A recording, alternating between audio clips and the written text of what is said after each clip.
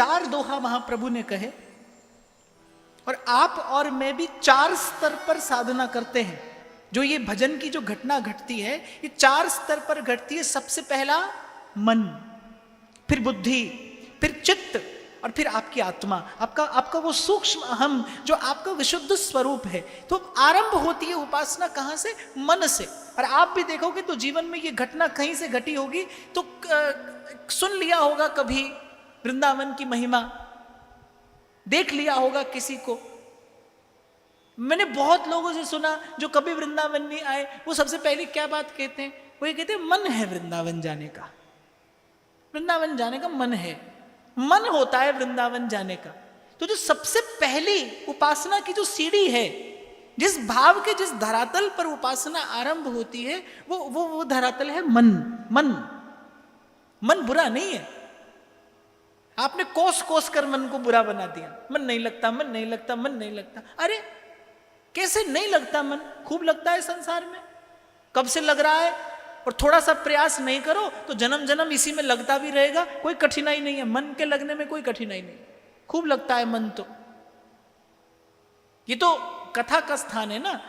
थोड़ी सी देर सबेर हो जाए तो आप लोगों को कैसी उहप होने लगती है। संसार में देखो, शादी ब्याह में देखो, दिन निकाल देते हैं आप। दिन, कितने दिन निकल जाते हैं संसार के व्यवहार पर। मैं कहता हूं दिन ही क्यों, संत को तो जब चेत आती है तो संत कहता है, बहुत जन्म बिछड़े थे माधो, ये जन्म तुम्हारे।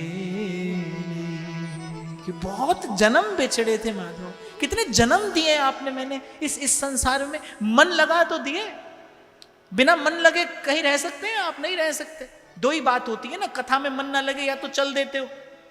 यहां शायद आप इसलिए नहीं चल देते, डांट ना पड़ जाए, और नहीं तो क्या है, सो जाते हो। कुछ दिन पहले एक व्यक्ति मुझे मिला, बोले महाराज सब दवाई करके थक गया, मैं नींद नहीं आती। मैंने कहा कथा में आ जाना, तुम कथा में आना, पीछे बैठना, और नहीं नींद आए तो मुझसे कहना।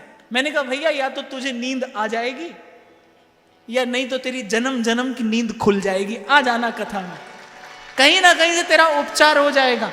या तो सो जाएगा तू, और नहीं तो भीतर से जग जाएगा। तो ऐसा ना कहिए मन नहीं लगता, मन लगता है। आपने लगाने का प्रयास नहीं किया।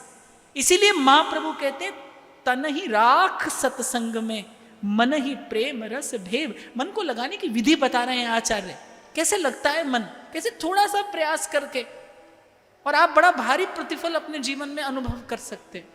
तो मैं ये कह रहा था कि जो उपासना का पहला धरातल है वो मन है, और मन बुरा नहीं है। कबीर तो कहते हैं, मन के हारे हार है, मन के जीते जीत, मन ही मिलावे राम से, और मन ही करे फजीत। राम से भी मन मिलाता है, और संसार से भी मन ही लिपटाता है, और मन के हारे हार है, और मन के जीते जीत। मन बुरा नहीं है, अच्छा भी नहीं है। मन बुरा भी नहीं है और मन अच्छा भी नहीं है। इसे अच्छा भी नहीं कहा जा सकता।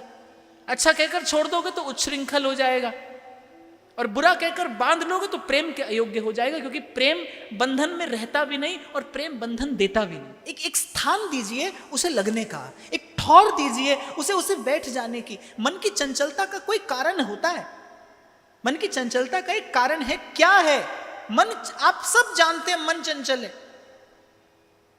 जीवन भर गाते रहते हैं, मन बड़ा चंचल है, कैसे इसे समझाऊं, मन बड़ा चंचल है, कैसे तेरा भजन करूं। अरे थोड़ा देखो, उससे पास जाकर पूछो क्यों चंचल है, क्यों चंचल है मन?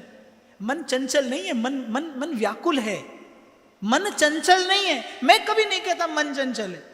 मन व्याकुल है, उसे जो चाहिए वो नहीं मिल रहा, उसकी भूख नहीं मिट रही, इसीलिए वो इतना व्याकुल है। ये जो आपके मन की व्याकुलता है, ये मन की पीड़ा है, ये मन की वेदना है। बहुत भूखा व्यक्ति खींच जाएगा, क्रोधित हो जाएगा। ये मन की चंचलता नहीं है, ये मन की व्याकुलता है, ये मन की पीड़ा है, मन की वेदना है। मन को जो चाहिए आप नहीं दे रहे उसे। नन्हा सा बालक मां की गोद में पड़ा, उसे भूख लगती है, क्या करता है? हाथ पैर मारने लगता है, रो देता है। मां को खबर पड़ जाती है बालक भूखा है। ऐसे मन कह नहीं सकता, बोल नहीं सकता। और जन्म जन्म से ये माया श्री कृष्ण की मोह वो सब संसार, जन्म जन्म से आपसे मुझसे भूल क्या हुई, चूक क्या हुई? जीव से हुआ क्या है, भूल ही तो हुई है, बस भूल हो गई। और इस मां अरण्य में चलते चलते खो गया जीव, कहीं भूल हो गई जीव से। मन को रस की अपेक्षा थी, इच्छा थी, आकांक्षा थी। आपने और मैंने रस पिलाया, पर विषय का रस पिलाया, जबकि मन को भजन का रस चाहिए था। और विषय का रस पी पी कर अब ऐसा अभ्यास हुआ उस विषय के रस को पीने का, पीता जा रहा है और व्याकुलता बढ़ती जा रही है। जितना जितना संसार का सेवन करते हैं आप, उतना उतना मन की व्याकुलता बढ़ जाती है, उतनी उतनी मन की वेदना बढ़ जाती है। इसीलिए कबीर को कहना पड़ा, कहत कबीर सुनो भाई साधो, कहत कबीर सुनो भाई साधो, साहेब मिले सबूरी में, मन लागो मेरो यार फकीरी में। कहते हैं कबीर जी एक जगह पर, उन्हें देख पराई चूपड़ी और मत ललचावे जी, रूखी सूखी खा कबीरा ठंडा पानी पी, और देख पराई चूपड़ी मत ललचावे जी, साहेब मिले सबूरी में।